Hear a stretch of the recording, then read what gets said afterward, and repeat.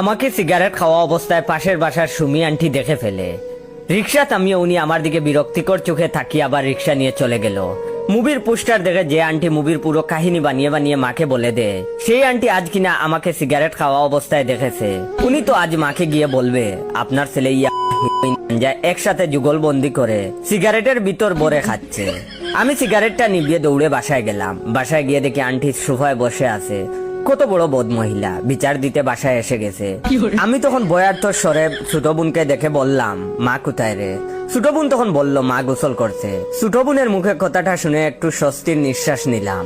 তার মানে আন্টি মাকে এখনো কিছু বলেনি। কিছুক্ষণ পর গোসল সেরে মা যখন আন্টির কাছে গেল, তখন আমি তড়িগড়ি করে ড্রয়িং রুমে ঢুকে মাকে বললাম, মা ঘটনাটা ঘটে গেছে। মা তখন আমার দিকে তাকিয়ে বলল, কি হয়েছে? আমি তখন বললাম, আমার বন্ধু রাকিব পাশের বাসার আন্টিকে হাফ করে ফেলেছে। মা তখন অবাক হয়ে বলল, মানে? আমি তখন একটা দীর্ঘশ্বাস ছেড়ে বললাম, রাকিব গলির মুড়ে সিগারেট খাচ্ছিল, সেটা ওর পাশের বাসার আন্টি দেখে ওর মায়ের কাছে ইনিয়ে বিনিয়ে বিচার দেয়। ওর মা তখন ওরে বকাঝকা করে। রাকিব সেটা সহ্য করতে না পেরে পাশে বসে থাকা আন্টিকে ক্রিকেট ব্যাট দিয়ে মাথায় বাড়ি মারে। বেচারি আন্টির মাথা ফেটে যায়। শুনেছি মাথায় 6টা সেলাই লেগেছে। এমন সময় পাশে দাঁড়িয়ে থাকা ছোট বোন বলল, ঠিকই আছে, এই ডাইনি মহিলার এত কথা লাগাতে হয় কেন? আরে ভার্সিটিতে পড়ে একটা ছেলে টুকটাক সিগারেট খেতেই পারে, তাই বলে সেটা ছেলের মায়ের কাছে এসে ইনিয়ে বিনিয়ে লাগাতে হবে নাকি? যাই হোক, তোর ক্রিকেট ব্যাটটা যেন কোথায়? আমি তখন বললাম, এই তো দরজার কোনায় আছে ব্যাটটা।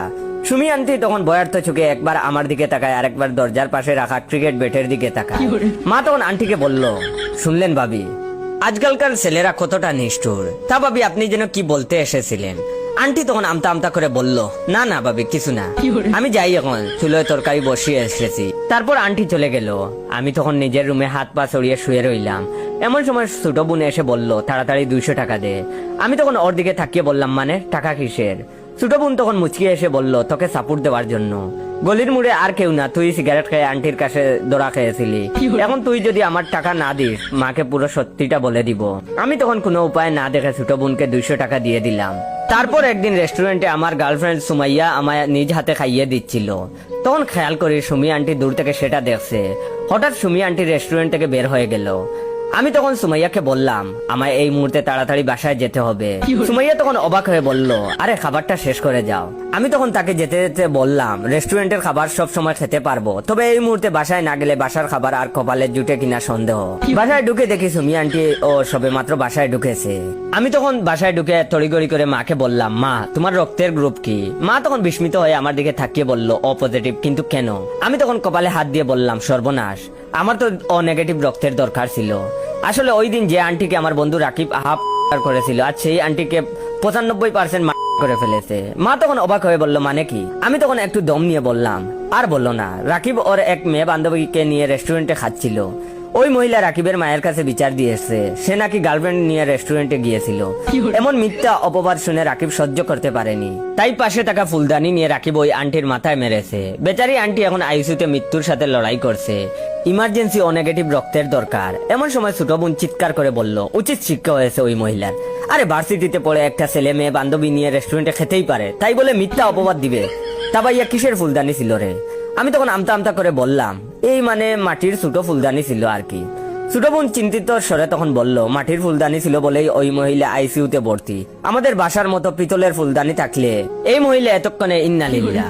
ছোট বোনের কথা শুনে সুমি আন্টি একবার বোনের দিকে তাকায়, আরেকবার টেবিলে রাখা ফুলদানির উপর তাকায়, একবার আমায় দেখে, আবার ফুলদানি দেখে। এমন সময় মা তখন বলল, দেখলেন ভাবি, ছেলেটা কত বড় মানুষ। সুমি আন্টি তখন বয়ার্থ গলায় বলল, ভাবি আমার একটা দরকারি কাজ আছে, পরে কথা হবে। এই কথা বলে আন্টি তাড়াতাড়ি আমাদের বাসা থেকে চলে গেল। আমি রুমে আসতেই ছোট বোন আমায় বলল, তাড়াতাড়ি 500 টাকা দে। আমি তখন অবাক হয়ে বললাম, 200 টাকা থেকে 1 লাভে 500 টাকায় চলে গেলি, বেকার বাড়িটার দিকে একটু দয়া কর। ছোট বোন তখন বেঞ্চি কেটে বলল, প্রেমিকাকে নিয়ে যখন রেস্টুরেন্টে খেতে যাস, তখন মনে থাকে না তুই বেকার? আমি আর উপায় না দেখে ছোট বোনকে 500 টাকা দিয়ে দিলাম। আমি জানি না বারবার শুধু আমার সাথে কেন এমন হয়। পাশের বাসার আন্টি কেন বারবার আমাকে দেখেই ফেলে। সুমাইয়াকে বিয়ে করে যখন কাজী অফিস থেকে বের হলাম, তখন দেখি সুমি আন্টি ভূত দেখার মতো আমার দিকে তাকিয়ে আছে। তারপর রিক্সাওয়ালাকে বলল তাড়াতাড়ি বাসায় যেতে। আমি কোনো উপায় না দেখে রাস্তার পাশে বসে পড়লাম। সুমাইয়া কিছুটা ভয় পেয়ে বলল, জয় তুমি ঠিক আছো? ওয়েট, গল্পটা শেষ করার আগে আপনাদের কাছ থেকে একটু সময় নিয়ে নিচ্ছি। ইদানিং ভাইয়ের ভিডিওতে তেমন আগের মতো লাইক কমেন্ট শেয়ার আসছে না, যার ফলে নতুন নতুন গল্প দিচ্ছি না। যাদের গল্পগুলা ভালো লাগে তারা অবশ্যই ভাইয়ের এই ভিডিওটা কমপক্ষে আপনার 15 জন বন্ধুকে শেয়ার করে দিবেন এবং কমেন্ট বক্সে বলবেন ভাই ভিডিওটা শেয়ার করেছি, ধন্যবাদ। সুমাইয়া তখন কিছুটা ভয় পেয়ে বলল, জয় তুমি ঠিক আছো? আমি পকেট থেকে ফোনটা বের করতে করতে বললাম আমি ঠিক আছি। তারপর ছোট বোনকে কল করলাম। ছোট বোন ফোন রিসিভ করতেই আমি ওরে বললাম রাকিব পাশের বাসার আন্টিকে ফেলেছে। ছোট বোন হাই তুলতে তুলতে বলল, সেটা না হয় বুঝলাম, তা আজ কি অবস্থায় ধরা খেলি? আমি তখন হালকা গলা খেসে বললাম, সুমাইয়াকে বাসা থেকে বিয়ের জন্য প্রেসার দিচ্ছিল, তাই আজ আমরা গোপনে বিয়ে করে ফেলছি। ভেবেছিলাম কয়েকদিন পর সবাইকে জানাবো, কিন্তু আন্টি তো দেখে ফেললো। ছোট বোন তখন আবারও হাই তুলতে তুলতে বলল, খুব সবের কাজ করেছিস, এখন আমার বিকাশে তাড়াতাড়ি 1000 টাকা দে, টাকা হাতে পেলেই কাজ শুরু করব। আমি তখন কিছুটা বিনীতর সুরে বললাম, আমি বেকার ছেলে, সদ্য বিয়ে করেছি, কিছু তোর স্যাক্রিফাইস কর।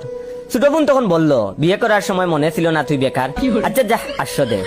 আমি আর কিছু না বলে হাসতে হাসতে ফোনটা কেটে দিলাম। পাশে বসে থাকা আমার নববিবাহিত স্ত্রী আমায় প্রশ্ন করলো, কি হয়েছে, হাসছো কেন?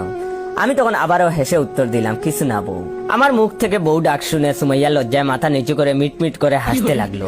আমি তখন মনে মনে ভাবতে লাগলাম, নববিবাহিত মেয়েরা সৌন্দর্য প্রকৃতি হয়তো দ্বিগুণ বাড়িয়ে দেয়। সুমাইয়াকে আজ খুব সুন্দর লাগছে।